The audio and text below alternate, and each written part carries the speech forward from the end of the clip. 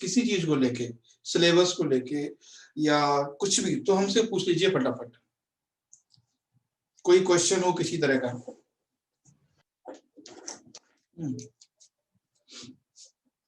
Study material 3 चीजें पढ़नी है सिर्फ यूपीएससी के ज्योग्राफी के लिए, 3 से 4 चीजें। पहली तो आपको क्या करना है, एक आप लोग एटलस ले लीजिए, एटलस, ठीक है, ऑक्सफोर्ड की लीजिए, ज्यादा अच्छा है ऑक्सफोर्ड की, ठीक है। और इंग्लिश में लीजिए, हिंदी में नहीं लेना है, इंग्लिश में ही आपको लेना है एक ऑक्सफोर्ड की एटलस। दूसरी चीज, आपको जो बुक्स अगर कोई पढ़ना है तो एनसीईआरटी के अलावा कुछ नहीं पढ़ना है। सर कौन सी एटलस? हाँ सर कौन सी एटलस, स्टूडेंट एटलस या स्कूल एटलस? स्कूल ले लीजिए, दोनों ठीक है। जितनी एटलस जितने छोटे क्लास की रहेगी उतना ज्यादा अच्छा है। छोटे क्लास इन द सेंस, जैसे स्टूडेंट है तो थोड़े बड़े क्लास की है, स्कूल है तो छोटे क्लास की है, तो स्कूल ले लीजिए, ज्यादा ठीक है। और उसके बाद आपको एनसीईआरटी करना है, और एनसीईआरटी में कौन कौन सी करना है वो मैं आपको बता दे रहा हूँ। एनसीईआरटी करना है आपको ज्योग्राफी के लिए 6th क्लास की और 7th क्लास की और 8th क्लास की, और ये 11th क्लास की 2 एनसीईआरटी है, ये करनी है, ठीक है।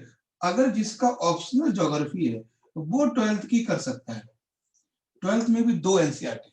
अगर किसी का ऑप्शनल है तो मतलब 6th की है, 7th है, 8th है और 11th में 2 एनसीईआरटी है, 11th में 2 एनसीईआरटी है, वो कर सकते हो। बाकी अगर कोई बुक लेना चाह रहे हो तो वो कोई जरूरी नहीं है कुछ भी लेना, ठीक है। और जितना देखो बुक में सिर्फ पैसा खर्च होगा आपका, आपके कमरे में कचरा बढ़ेगा, और इससे ज्यादा कुछ भी नहीं। कुछ बुक्स हैं, जैसे एक है खुल्लर की, तो जो डीआर खुल्लर है, डॉक्टर खुल्लर की जो बुक है वो भी एनसीईआरटी का ही कॉपी किया हुआ है, सारा मटेरियल एनसीईआरटी का है, तो कोई उसका रिलेवेंट नहीं है किसी भी बुक का, है ना। फिर भी बुक चाहते हैं जानना तो सविंदर सिंह की बुक होती है, एक जीसी लियोंग की बुक है ना, जीसी लियोंग, इंग्लिश में है जीसी लियोंग, है ना, जीसी लियोंग की बुक इंग्लिश में है, ये भी है। एक है सविंदर सिंह, है ना, सविंदर सिंह, ये भी एक बुक है। और एक है आरसी तिवारी, ये भी एक बुक है। और एक है डॉक्टर खुल्लर, है ना, डॉक्टर खुल्लर, ये भी बुक है, तो डॉक्टर खुल्लर। उसके बाद एक महेश वर्णवाल, ज्यादातर लोगों के पास ये बुक होगी, है ना, महेश वर्णवाल, एक ये बुक है। और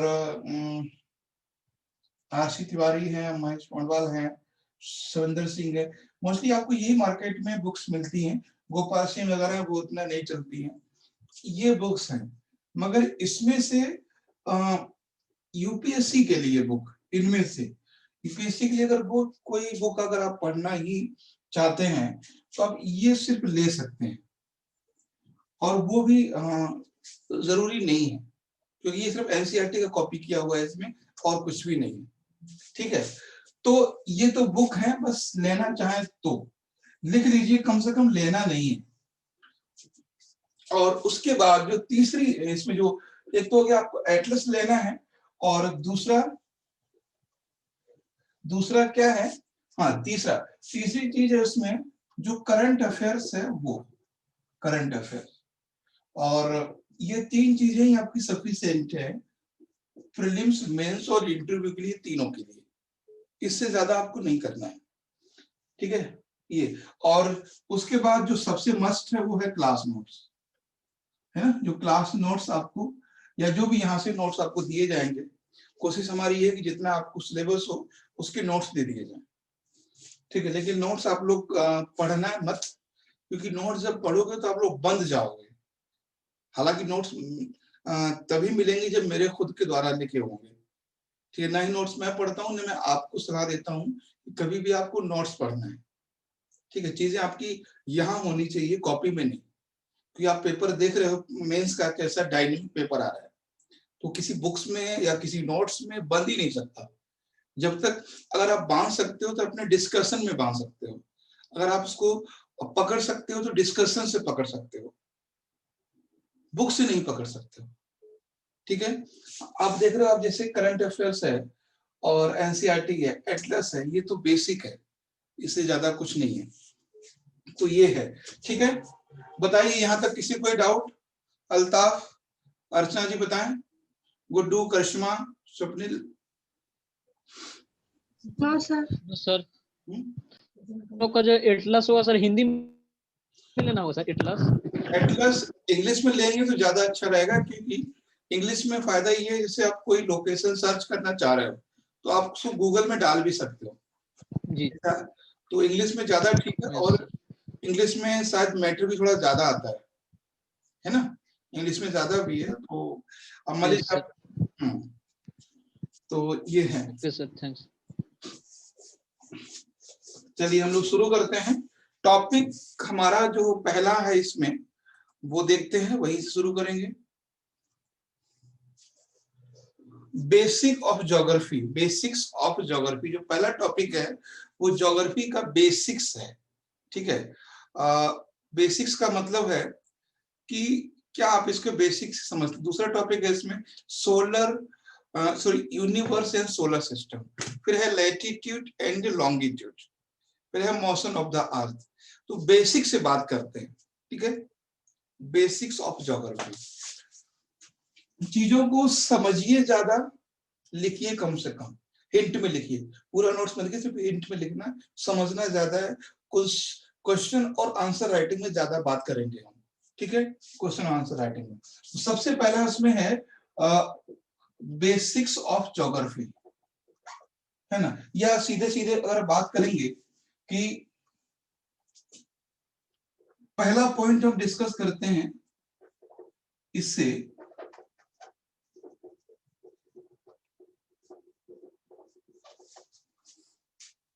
अगर सीधा सीधा हम बात करें, ज्योग्राफी इज स्टडी, टॉपिक हमारा है। क्वेश्चन है, मान लीजिए पहला हमने आपको क्वेश्चन दिया, सपोज करिए पहला हमने क्वेश्चन दिया ज्योग्राफी इज स्टडी, है ना। अब चार हमने आपको ऑप्शन बना दीजिए। ज्योग्राफी इज स्टडी, भूगोल है किसका, study study of interior part of अर्थ, ठीक है, इंटीरियर पार्ट ऑफ अर्थ। पहला है इंटीरियर पार्ट ऑफ अर्थ, ठीक है, पहला ऑप्शन है geography is study of interior part of earth, या geography is study of earth, geography is a study of earth. तीसरा ऑप्शन है geography study of earth surface, है ना, सरफेस। उसके बाद है geography is study of universe and solar system, solar system. तो क्या है, बस सिर्फ हमें आपको बताना है कि व्हाट इज ज्योग्राफी, भूगोल है क्या। तो क्या भूगोल study of interior part of अर्थ है, क्या भूगोल स्टडी ऑफ अर्थ है, या स्टडी ऑफ अर्थ सरफेस है, या study of universe and solar system है। क्या इसका राइट आंसर है? सर सी उसका आंसर है, सी, सी, अर्थ सरफेस। ठीक है। तो जो भूगोल है, ज्योग्राफी, है ना, ज्योग्राफी इज स्टडी ऑफ, या हाँ, study of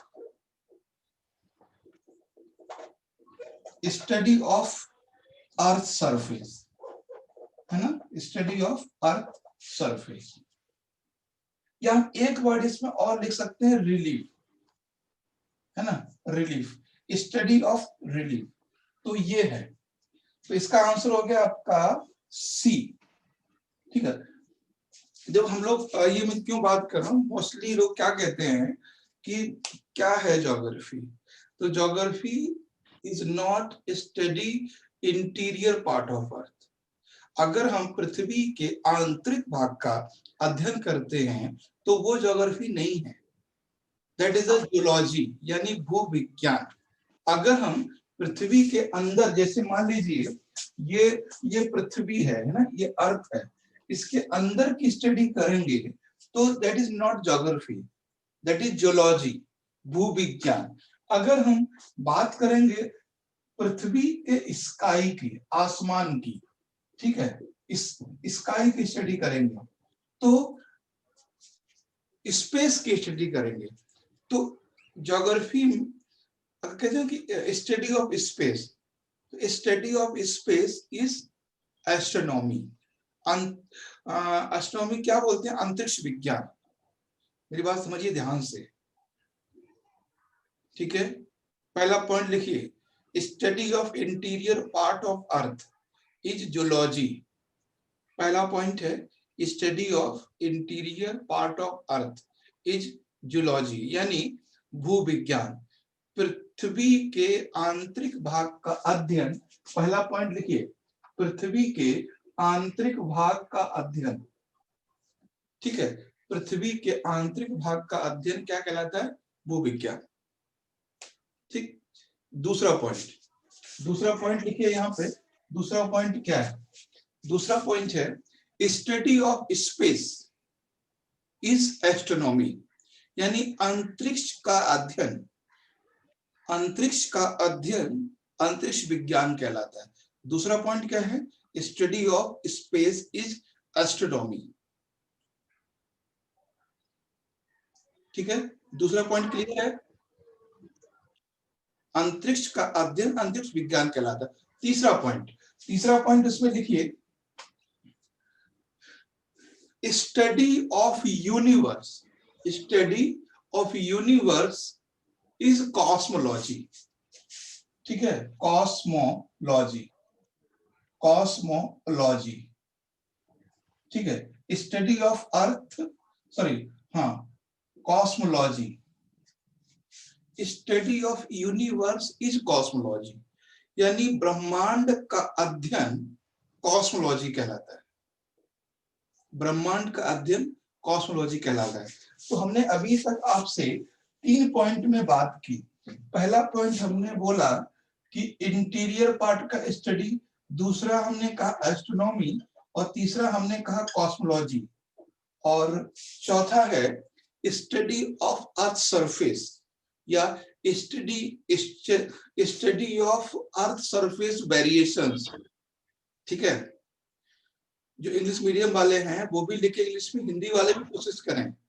study of earth surface variation, धरातल पर असमानताओं का अध्ययन, ध्यान दीजिएगा, धरातल पर असमानताओं का अध्ययन भूगोल कहलाता है ना, भूगोल कहलाता है। तो ये चीज ध्यान रखना है। 3-4 बातें हमने समझी कि पहली समझी हमने जूलॉजी यानी भूविज्ञान, ठीक है, दूसरी हमने बात समझी अंतरिक्ष विज्ञान यानी एस्ट्रोनॉमी, तीसरी हमने बात समझी आपसे कॉस्मोलॉजी, कॉस्मोलॉजी, और चौथी हमने बात समझी यहाँ पर भूगोल। तो 4 बातें हैं, ठीक है। अब मैं ये क्यों बता रहा हूँ सारी बातें, क्योंकि आपके सिलेबस में स्टडी ऑफ अर्थ सरफेस है, आपके सिलेबस में ज्योग्राफी है, ध्यान दीजिएगा, आपके सिलेबस में ज्योग्राफी है। आपको अगर हम स्टडी करते हैं, मान लीजिए मार्स का, सपोज कीजिए, if we study Mars, if we read about Mars, if we study about moon, अगर हम मून के बारे में स्टडी करते हैं मार्स के बारे में स्टडी करते हैं और जुपिटर या सैटर्न के बारे में स्टडी करते हैं, तो that is not the geography, ये क्या है? एस्ट्रोनॉमी। क्योंकि हम पृथ्वी के अलावा किसी और ग्रह के बारे में स्टडी कर रहे हैं। तो कभी आपने नहीं देखा होगा कि यूपीएससी में क्वेश्चन कभी मार्स या कि जुपिटर से या किसी और से आया हो। तो मैं ये क्यों कह रहा हूं? क्योंकि हमें सोलर सिस्टम स्टडी करना है बहुत बहुत थोड़े लेवल पर, क्योंकि solar system is not geography, solar system is not geography, solar system is astronomy, और एस्ट्रोनॉमी हमारे सिलेबस में नहीं है, नहीं है, हमारे सिलेबस में है ज्योग्राफी। तो ये बात समझ लेना अच्छे से, क्यों मैं ये सारी बातें बता रहा हूं। तो अभी तक जो हमने डिस्कस किया है वो यही किया है कि चारों बातें हमने आपको बता दी कि रियल में है ना, व्हाट इज ज्योग्राफी, है ना, ज्योग्राफी क्या है, तो वो आपको समझ में आ गई होगी। तो ज्योग्राफी क्या है? स्टडी ऑफ अर्थ सरफेस या वेरिएशन ऑन अर्थ सरफेस। किसी को डाउट है? गुड्डू, करिश्मा, स्वप्निल, अल्ताफ, अर्चना पांडे बताएं। No sir. No sir. हाँ, बस इसको थोड़ा सा नोट करते, हाँ थोड़ा थोड़ा सा नोट करते जाना है, कभी आपसे क्वेश्चन बनेगा। और आपने देखा होगा जब आप लोग मार्केट्स में नोट्स लेने जाते हो ज्योग्राफी का, ज्योग्राफी कोई बुक्स लेने जाते हो, तो सबसे पहले 3-4 चैप्टर में तो सोलर सिस्टम होता है, जबकि solar system is not geography, that is astronomy, है ना। Galaxy is not geography, that is cosmology, है ना। तो ये चीज समझना है हमें, उस पर हमें कम स्टडी करना है। तो उसके बाद हम तो पहला पॉइंट आपको समझ में आया कि व्हाट इज ज्योग्राफी, ये समझ में आया।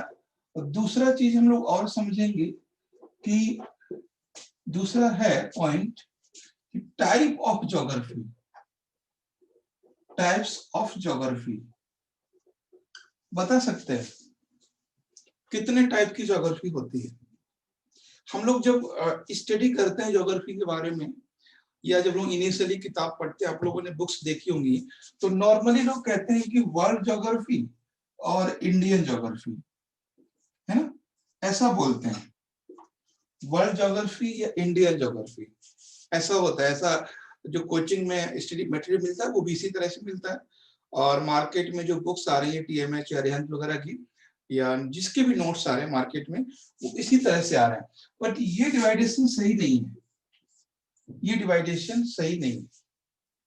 अच्छा बताइए, चलिए हम लोग ज्योग्राफी स्टार्ट करते हैं, तो सिलेबस को ही हम लोग देख लेते हैं। चलिए सिलेबस को देखते हैं। सिलेबस हमारा क्या है? देखिए पहला पॉइंट, पहला टॉपिक क्या है? Basics of geography. दूसरा है यूनिवर्स एंड सोलर सिस्टम, मतलब latitude, motion, interior structure of earth, rocks, है ना, रॉक्स, फोर्स, कॉन्टिनेंट। आपको लग रहा है इस पार्ट में, हमारी बात समझिए, आपको इस पार्ट में कहीं से लग रहा है कि ये जो पार्ट है वो वर्ल्ड ज्योग्राफी का है। वर्ल्ड ज्योग्राफी का मतलब क्या है? हम लोग रसिया पढ़ें, हम लोग यूरोप पढ़ें, हम लोग यूएसए पढ़ें, हम लोग north America, south America, Australia पढ़ें, ये वर्ल्ड ज्योग्राफी है। इसमें तो कहीं वर्ल्ड ज्योग्राफी है ही नहीं। तो ज्योग्राफी में देखो, अब ज्योग्राफी के टाइप तो 2 होते हैं, ये बात सही है ना, 2 टाइप है। अब हम देखते हैं कि हमारे पास, हमारे आसपास, है ना, there are 2 types things, 2 type की चीजें हैं। या तो वो है, या तो वो चीजें हमारे आसपास हैं जो नेचर ने बनाई है ना, जिसको हम लोग गॉड कहते हैं। एक वो चीजें हैं जो नेचर ने बनाई, और एक वो चीजें हैं जो ह्यूमन ने बनाई है ना, इंसान ने बनाई।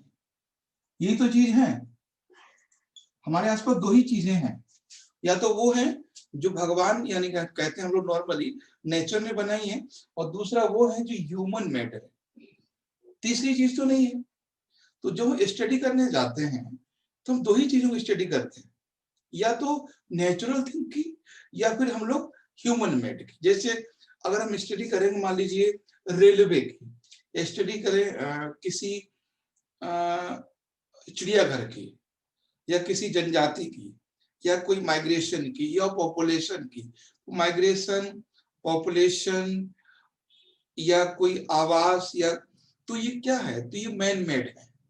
तो ज्योग्राफी के दो ही टाइप है, एक तो फिजिकल ज्योग्राफी, दूसरा ह्यूमन ज्योग्राफी। मेरी बात समझ रहे हैं? अगर हम वर्ल्ड में अलास्का की क्लाइमेट को पढ़ते हैं, ध्यान दीजिएगा, अगर हम विश्व में अलास्का की क्लाइमेट को पढ़ते हैं, स्टडी करते हैं, that is a physical geography. अगर हम अलास्का के ह्यूमन के बारे में पढ़ते हैं, अलास्का में रोड के बारे में पढ़ते हैं, अलास्का में पॉपुलेशन के बारे में पढ़ते हैं, अलास्का में जो एनिमल्स हैं या इंसान हैं उनके बारे में बात करते हैं, तो वो ह्यूमन ज्योग्राफी हो गया। अब वैसे भारत में जब हम इंडिया में हिमालय के बारे में पढ़ेंगे, इंडिया में अरावली के बारे में पढ़ेंगे, इंडिया में विंध्याचल सतपुड़ा के बारे में पढ़ेंगे, छोटा नागपुर के बारे में पढ़ेंगे, that is a physical geography. If we study about agriculture, if we study about railway, if we study about industry, if we study about tribes, that is human geography. ठीक है? तो दो ही टाइप की ज्योग्राफी है, एक physical geography, physical का मतलब है भौतिक भूगोल, भौतिक भूगोल, और दूसरा क्या है, मानव भूगोल, ह्यूमन ज्योग्राफी। ठीक है, ह्यूमन ज्योग्राफी तो मानव भूगोल। तो ये चीज सपोज कीजिए, जैसे मान लीजिए हमने कुछ आपको एग्जांपल्स दिए, जैसे हमने आपको दिया कि जैसे मान लीजिए फॉरेस्ट है ना, फॉरेस्ट है एंड रिवर है ना, रिवर एंड लेक, और ये है पॉन्ड। इसमें पूछेगा इनमें कौन सा फिजिकल ज्योग्राफी नहीं है, इनमें कौन सा फिजिकल ज्योग्राफी नहीं है, बता सकते हैं कौन सा फिजिकल नहीं है या कौन सा ह्यूमन ज्योग्राफी है? देखिए सर पॉन्ड। हाँ बस पॉन्ड नहीं, मतलब ये जो तीनों चीजें हैं ये नेचुरल है, मतलब प्रकृति ने बनाई है। तो इसका मतलब क्या है, ये है फिजिकल ज्योग्राफी और ये है ह्यूमन ज्योग्राफी। ठीक है, तो इस तरह से कभी आपसे क्वेश्चन बन सकता है कि इनमें से कौन सी हैं जो फिजिकल ज्योग्राफी में आती हैं, कौन सा ह्यूमन ज्योग्राफी में। जैसे मान लीजिए हम पढ़ेंगे ट्राइब्स, हम पढ़ेंगे पॉपुलेशन, हम पढ़ेंगे माइग्रेशन, हम पढ़ेंगे डैम है ना, हम पढ़ेंगे हॉस्पिटल्स, तो हम पढ़ेंगे ट्रांसपोर्ट, तो क्या है, ये ह्यूमन ज्योग्राफी है। ठीक है, तो ये चीज ध्यान रखना है। तो पहली बात क्या थी, दो ही बातें अब तक हमने समझाई हैं कि what is the geography and types of the geography. तो दो हैं, फिजिकल ज्योग्राफी और ह्यूमन ज्योग्राफी। यहां तक कोई प्रॉब्लम? ठीक है। No sir. अब जो नेक्स्ट हमारा है जो टॉपिक है वो है, उसमें ये तो बेसिक था ज्योग्राफी का, ये बेसिक है, तो दो तीन पॉइंट में ही समझ लेना। तीसरा जो हमारा पॉइंट है वो है यूनिवर्स, है ना, यूनिवर्स, यूनिवर्स यानी ब्रह्मांड, यूनिवर्स। फिर हम बात करते हैं, पहली बात है कि सिंपल समझना है कि ब्रह्मांड है क्या, है ना, ब्रह्मांड क्या है। देखिए बहुत, अगर आप गूगल में पढ़ेंगे तो बहुत तरह से मीनिंग है कि वास्ट, मास, लेवल, तो सिंपल समझाना है, इसका मीनिंग कुछ भी हो, मीनिंग बहुत सारे हो सकते हैं, कई तरह से बोला जा सकता है, but you have to discuss in brief and simple form. You have to discuss in brief and simple form. आपको वैज्ञानिक भाषा यूज नहीं करनी है, एक आम आदमी को समझ में आना चाहिए. मान लीजिए आप जिला अधिकारी हैं और किसी स्कूल में गए और वहां पर बच्चे हैं 1 से लेकर 5 तक. आप प्राइमरी स्कूल में गए तो प्राइमरी स्कूल में अगर आप किसी से पूछ दिया, बताओ अच्छा ब्रह्मांड क्या है, यूनिवर्स क्या है, तो क्या आप वो बताएंगे जो आपने गूगल में पढ़ा है? नहीं, आप वो बताएंगे जो 5वीं क्लास के बच्चे को समझ में आ जाए. हो सकता है बच्चा वो 3रे क्लास का भी हो सकता है बच्चा वो 2रे क्लास का भी हो सकता है 4थे क्लास का भी हो. मतलब आपको अपना लेवल वो रखना है जो दूसरों को समझ में आए. ठीक है, यही होता है एक प्रशासक. ठीक है, तो अब देखिए क्या है यूनिवर्स. बहुत सारे मीनिंग हो सकते हैं, सिंपल फॉर्म में समझते हैं. देखिए क्या होता है, जैसे मान लीजिए हम एक डायग्राम बनाएंगे, उसको समझिए. ये एक बहुत बड़ा एरिया है ना. ये मान लीजिए यूनिवर्स है, ये यूनिवर्स है, और इस यूनिवर्स में बहुत सारी गैलेक्सीज हैं.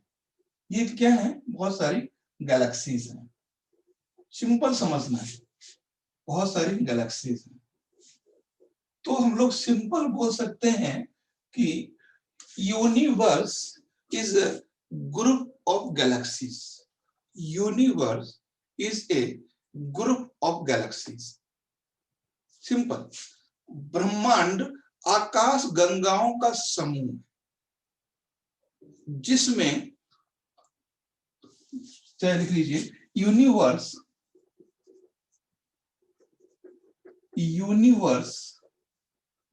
इज ग्रुप ऑफ गैलेक्सी, है ना. Universe is group of galaxies, यानी ब्रह्मांड आकाश गंगाओं का समूह है. There are uncountable galaxy in universe. Altaf लिखते जाना है इसको. There are uncountable galaxy in universe. ब्रह्मांड में अनगिनत आकाश गंगाएं हैं. अनगिनत, अनकाउंटेबल यानी नहीं काउंट कर सकते. अब ये क्वेश्चन बनेगा इसमें, in universe there are 1000 galaxy, there are 1 million, there are 100, none of these. Answer क्या होगा? None of these. ठीक है, तो गैलेक्सी, यूनिवर्स क्या है? ग्रुप ऑफ गैलेक्सी, आकाश गंगाओं का समूह है. यहां पर अनगिनत आकाश गंगाएं हैं, नहीं पता 1 मिलियन 1 बिलियन, हमें नहीं पता कितनी आकाश गंगाएं हैं. तो ठीक है, यहां तक क्लियर है कि यूनिवर्स क्या है. तीसरा पॉइंट इसमें और जोड़ दीजिए, चाहे तो यहीं पे, study of universe is known as cosmology. यहाँ पे और लिख सकते हैं, study of universe is known as a cosmology. 3 बातें हमने अभी तक डिस्कस की यहाँ पर यूनिवर्स के बारे में. पहला, universe is a group of galaxy, आकाशगंगाओं का समूह है. दूसरा, there are uncountable galaxy in universe, यहाँ पर अनगिनत आकाशगंगाएं हैं. और तीसरा पॉइंट कि कॉस्मोलॉजी यूनिवर्स का अध्ययन है. नेक्स्ट हम बात करेंगे गैलेक्सी से पहले तो हम लोग यहाँ पे क्या क्या डिस्कस करने वाले हैं इसको समझ लेते हैं. पहला हम लोग एक तो ये डिस्कस करने वाले थे कि यूनिवर्स क्या है ना. उसका एक टर्म और यहाँ पे करेंगे हम लोग कि सेलेस्टियल बॉडी क्या होता है. सेलेस्टियल बॉडी, या हाँ, सेलेस्टियल बॉडी क्या है? सेलेस्टियल बॉडी, इसको हिंदी में कहते हैं आकाशीय पिंड. हमें ये भी डिस्कस करना है आकाशीय पिंड क्या होता है. या इसको बोलते हैं हिंदी में खगोलीय पिंड. ठीक है, खगोलीय पिंड, इसको समझेंगे. ठीक है, सेलेस्टियल बॉडी, सेलेस्टियल बॉडी क्या है? खगोलीय पिंड. कभी ये भी क्वेश्चन बन सकता है. देखो, आगे जो हम करने वाले उसमें ये वर्ड यूज होगा। हम लोग 6 के एनसीईआरटी में पढ़े हैं कि सेलेस्टियल बॉडी क्या है कि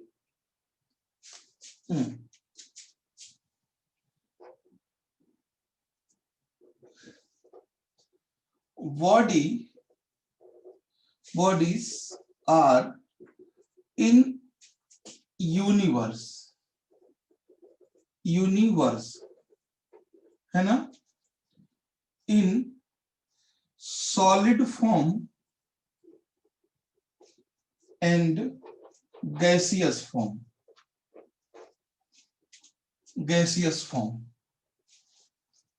okay, bodies are in universe solid form and gaseous form, यानी ऐसे आकाशीय पिंड ब्रह्मांड में जो ठोस अवस्था में है और गैस अवस्था में है, ऐसे आकाशीय पिंड जो ठोस अवस्था में और गैस अवस्था में, ठीक है, वो खगोलीय पिंड। और अब इनका एग्जाम्पल लिखिए कौन कौन से example. Like stars is a celestial body. हमने क्या कहा कि ब्रह्मांड में जितने भी बॉडी हमें दिखते हैं किस किस फॉर्म में, गैसियस फॉर्म में एंड सॉलिड फॉर्म में, ठीक है। पहला क्या है, स्टार्स, दूसरा है प्लैनेट्स, तीसरा है इसमें सैटेलाइट्स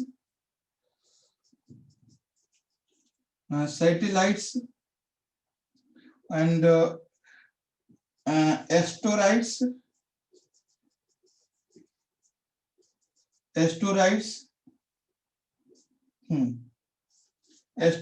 एंड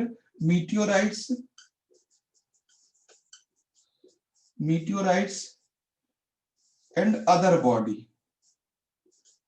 है ना, अदर बॉडी, ठीक है, अदर बॉडीज। तो इसको समझिए, यानी जो भी यूनिवर्स में हैं, स्टार हैं, प्लैनेट्स हैं, सैटेलाइट्स हैं, मेटेओराइट्स हैं, एस्टेरॉइड्स हैं, या अदर बॉडी लाइक एक और होता है कॉमेट है, जो भी बॉडी है। तो आप स्टार माने जानते हैं तारे, ग्रह, उपग्रह, और एस्टेरॉइड्स की हिंदी होती है क्षुद्र ग्रह, ठीक है, क्षुद्र ग्रह। और ये होता है उल्का पिंड, है ना, उल्का पिंड, और बाकी अदर्स बॉडी है। तो ये है, कोई प्रॉब्लम यहां तक, ठीक है। तो ये था आपका सेलेस्टियल बॉडी। अब देखो यूनिवर्स में कोई प्रॉब्लम नहीं है, आपको यूनिवर्स समझ में आ गया। दूसरा हम समझ लेते हैं यूनिवर्स के अलावा एक और है इसमें गैलेक्सी, है ना, गैलेक्सीज। फटाफट समझ लीजिए क्योंकि ज्यादा इससे क्वेश्चन तो नहीं बनेगा। गैलेक्सी, इसको हिंदी में कहते हैं आकाश गंगा, है ना, आकाश गंगा, आकाश Ganga.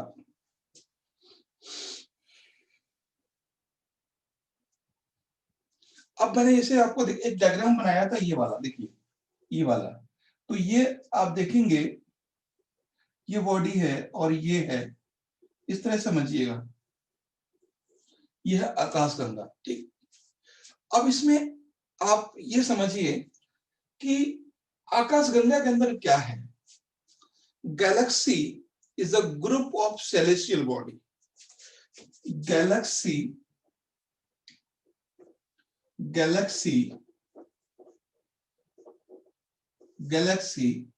is group of celestial body, celestial bodies, है ना, बॉडीज। ये आकाशीय पिंडों का समूह है। हम लोग बचपन में क्या पढ़ते थे कि जो गैलेक्सी है that is a group of star, है ना। ऐसा नहीं है। जब आप इस गैलेक्सी में देखोगे, कोई भी गैलेक्सी हो, तो क्या लगता है उसमें सिर्फ स्टार हैं? उसमें प्लैनेट्स भी हैं, उसमें सैटेलाइट्स भी हैं, उसमें मेटेओराइट्स भी हैं, कई सारे बॉडी। कभी आपसे पूछेगा कि व्हाट इज गैलेक्सी। तो Galaxy is a group of celestial bodies, यानी ये आकाशीय पिंडों का समूह है। जैसे तारे, ग्रह, उपग्रह, ये एग्जांपल दे सकते हो, ठीक, गैलेक्सी में। अब अनकाउंटेबल गैलेक्सी आप पहले ही लिख चुके हो। नेम ऑफ अवर गैलेक्सी, हमारी आकाश गंगा, यानी जिस आकाश गंगा में हम रहते हैं, यानी जिस आकाश गंगा में पृथ्वी है, उसका नाम क्या है? बता सकते हैं क्या है? The name of our galaxy is the Milky Way. ठीक है, लिख लीजिए यहां पे, नेम ऑफ अवर गैलेक्सी, है ना, अवर गैलेक्सी। अवर गैलेक्सी का मतलब है कि जिसमें हमारी पृथ्वी है, हमारा सौर मंडल है। तो name of our galaxy is Milky Way, है ना, मिल्की वे, ये है मिल्की वे। सॉरी, इसको हिंदी में क्या बोलते हैं? दुग्ध मेखला, दुग्ध मेखला, ठीक है, इसको हिंदी में दुग्ध मेखला कहते हैं। एक नाम और है इसका हिंदी में, मंदाकिनी, मंदाकिनी। तो कई बार क्वेश्चन आया है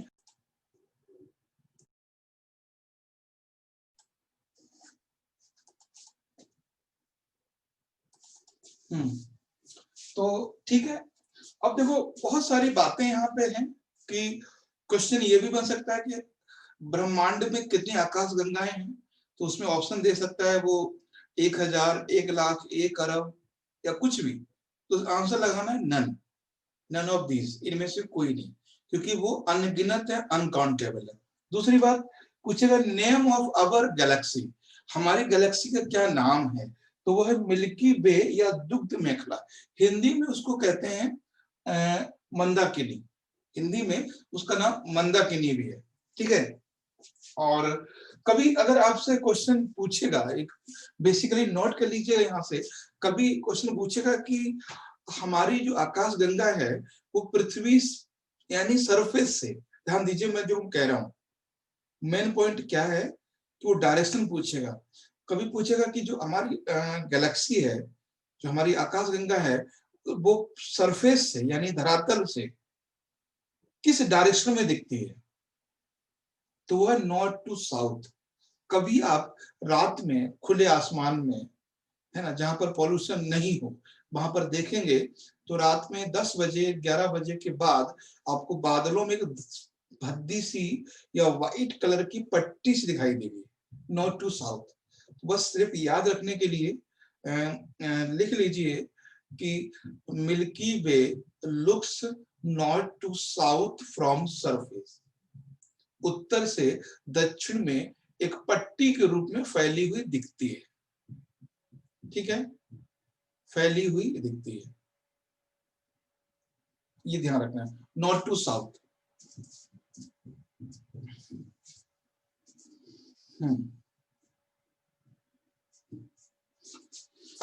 तो ये था।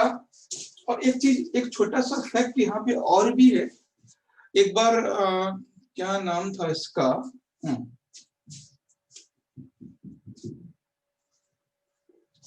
तो उसके बाद यहाँ पे है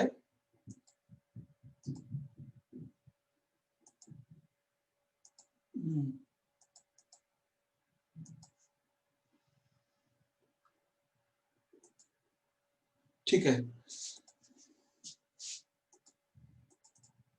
एक मिनट, हाँ, यूनिवर्स, सोलर सिस्टम, ठीक है।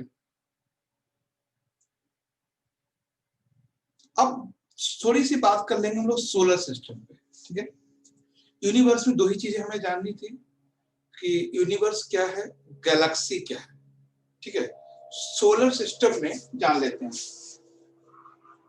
ये सिर्फ हमें क्योंकि बहुत थोड़ा थोड़ा इंफॉर्मेशन है, इससे बहुत बड़ा क्वेश्चन नहीं आएगा। That may be ask in your interview, पूछेगा what is the galaxy, what is the Milky Way, है ना। तो मिल्की वे क्या है, तो इस तरह से है। तो दूसरा इसमें है सोलर सिस्टम, यानी सौर मंडल, सौर मंडल। अब देखो सौर मंडल से पहले कुछ बातें हैं जो हमें समझनी है, ठीक है। बातें ये हैं कि एक तो था आपने समझा स्टार, दूसरा है इसमें प्लैनेट, ठीक है, प्लैनेट्स, और तीसरा इसमें है सैटेलाइट, है ना, सैटेलाइट,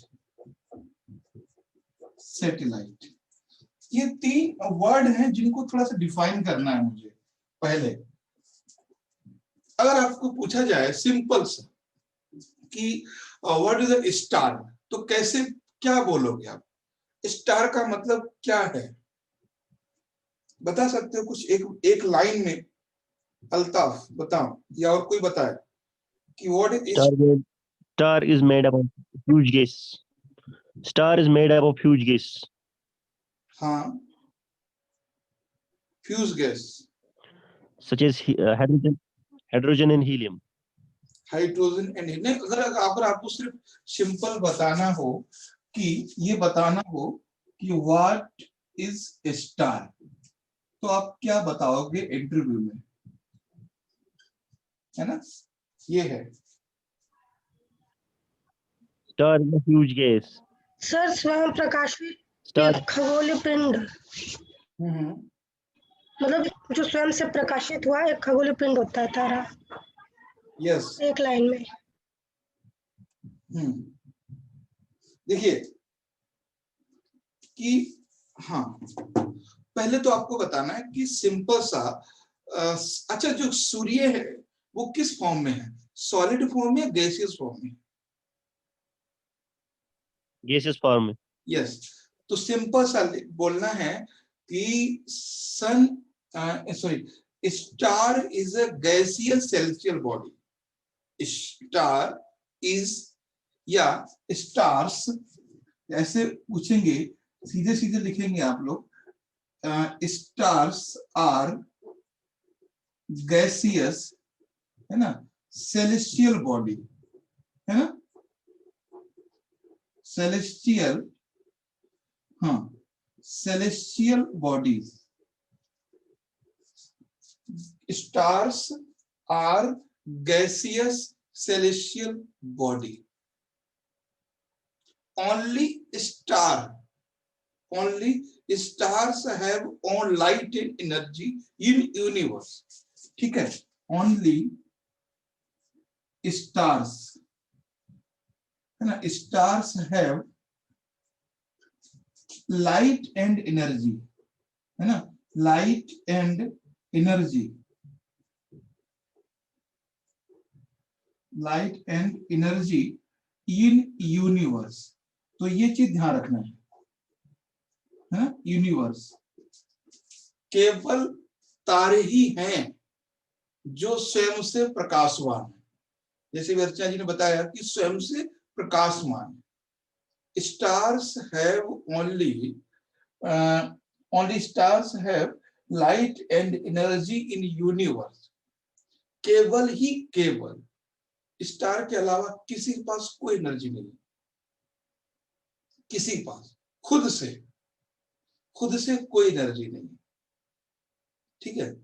अभी तक only earth is only one planet, only earth, one planet that have life existence,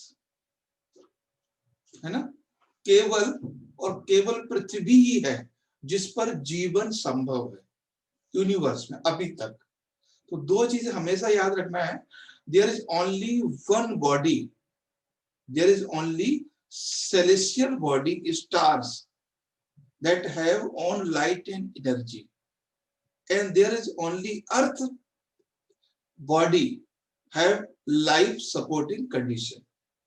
ठीक है, दो ही बातें याद रखना है, केवल पृथ्वी ही एक ऐसा ग्रह है जिस पर जीवन संभव है, बाकी कोई भी ऑप्शन आए अगर आपके में तो आप उसको नहीं लगाना अभी तक, ठीक है। तो स्टार क्या है? Star is a gaseous celestial body that have only one light and energy, वो केवल वही है, इनका सूर्य ऊर्जा है। और इन पे जो लाइट बनती, जो ऊर्जा, जो इनके ऊर्जा फॉर्मेशन होता है, वो कैसे होता है? फ्यूजन से। फ्यूजन माने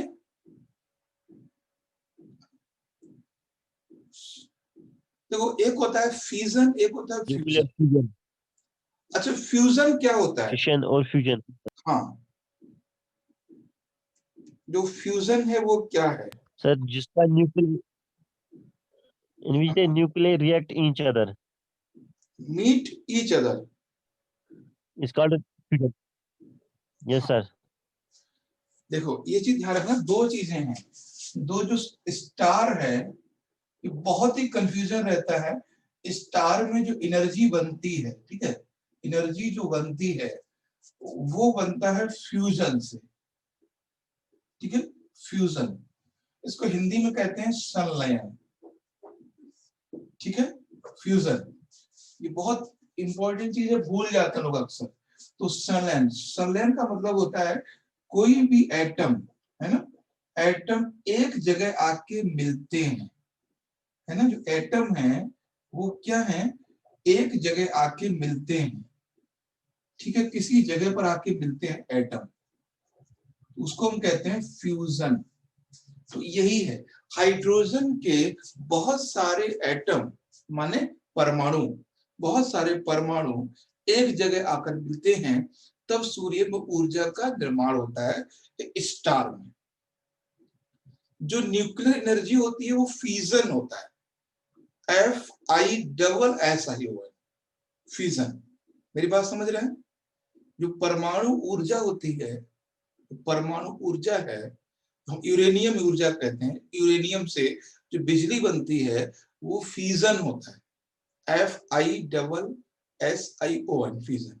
और जो सूर्य में है वो फ्यूजन है, यानी जुड़ना, हिंदी में कहते हैं। बहुत बार क्वेश्चन पूछा गया है, खासकर PCS लेवल पर, कि जो तारे में ऊर्जा का निर्माण कैसे होता है, संलयन के द्वारा या विखंडन के द्वारा?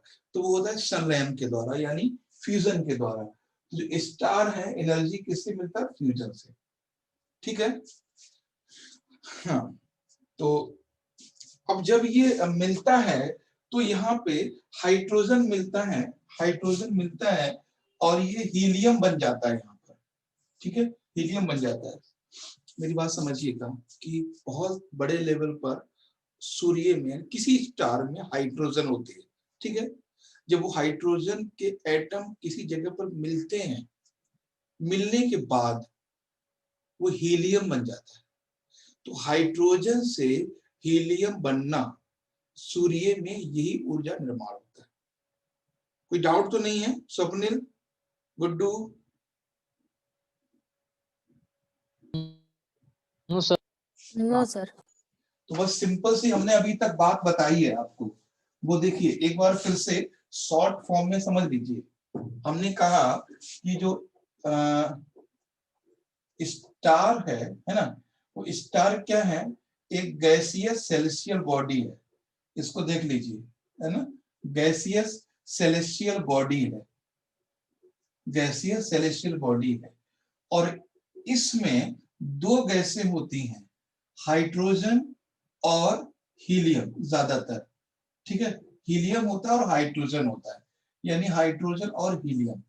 तो हाइड्रोजन, इसमें जो एनर्जी फॉर्मेशन होता है, पूरा देख लीजिए, एनर्जी जो फॉर्मेशन है वो कैसे है? एनर्जी फॉर्मेशन होता है, वो होता है फ्यूजन से। फ्यूजन से मतलब, फ्यूजन क्या है? इसमें एक जगह पर हाइड्रोजन मिलती है ना, इसमें जो है एक जगह पर हाइड्रोजन मिलती है, हाइड्रोजन, ठीक है, हाइड्रोजन यहाँ पे मिलती है। जब ये मिलती है तो यहाँ पे हीलियम बन जाती है, हीलियम, ठीक है। और इसी प्रोसेस को हाइड्रोजन से, ठीक है, हाइड्रोजन से हीलियम, है ना, जो हाइड्रोजन से हीलियम बनती है, इसी को हम लोग क्या कहते हैं, संलयन। ये है हाइड्रोजन से हीलियम बनती है। तो ये थोड़ा सा बेसिक है, समझ लीजिएगा यहाँ पे, है ना। तो ये था आपका स्टार। तो और एक चीज मैं और बताऊं स्टार के बारे में, mass of universe 99% have the star, यानी पूरे ब्रह्मांड का जो भार है या पूरे ब्रह्मांड का जो मटेरियल है, जो सामग्री है, वो 99% सूर्य के पास है, मतलब स्टार के पास है। मेरी बात समझिएगा। जैसे मान लीजिए कि जब ब्रह्मांड बना होगा, मान लीजिए 100 यूनिट कोई पदार्थ, मैं क्या कहना चाह रहा हूँ, एक क्वेश्चन पूछा गया आईएएस में कि जब यूनिवर्स बना वो 100 यूनिट थी सामग्री, उस 100 यूनिट में से 99% मटेरियल किसमें यूज हुआ, स्टार बनने में। बाकी 1% बचा, उससे अदर बॉडी बने, अदर बॉडी, ठीक है, उससे अदर बॉडी बने। अदर बॉडी का मतलब है बहुत सारे हैं, है ना, प्लैनेट्स हैं और सैटेलाइट्स हैं, जो भी बॉडी हैं वो उसके बाद वो बने।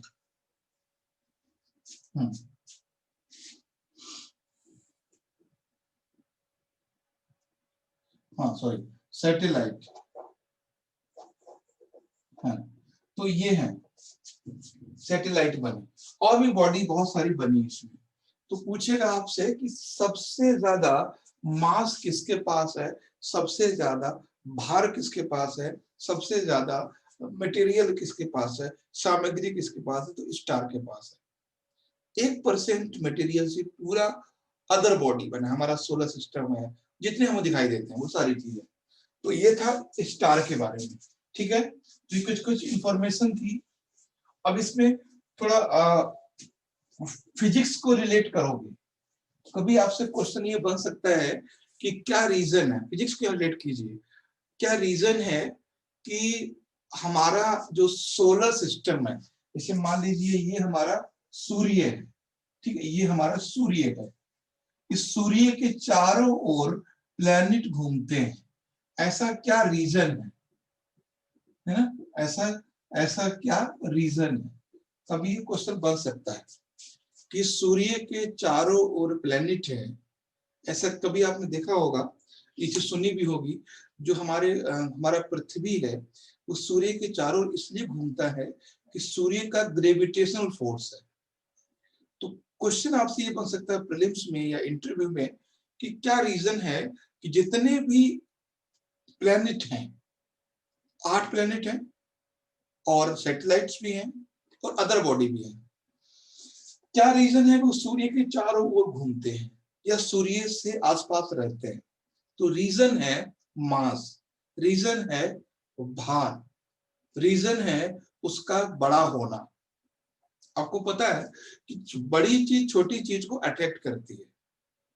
तो जब 99% मास है सूर्य के पास, 1% से बने हैं अदर प्लेनेट, तो जाहिर सी बात है, तो अगर सूर्य का भार इतना ज्यादा नहीं होता तो हमारा पृथ्वी और हमारे जो अन्य बॉडी है वो सूर्य के चारों ओर नहीं घूमते। तो कभी आपसे क्वेश्चन ये बन सकता है, उसका रीजन बता दीजिए कि क्या है कि सभी प्लैनेट, 8 प्लैनेट सूर्य के चारों ओर परिक्रमा करते हैं। तो उसका रीजन है सूर्य का भार, यानी सूर्य का मास।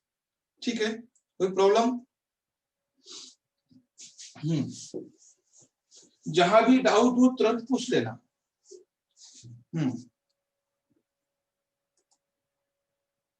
ठीक है, अभी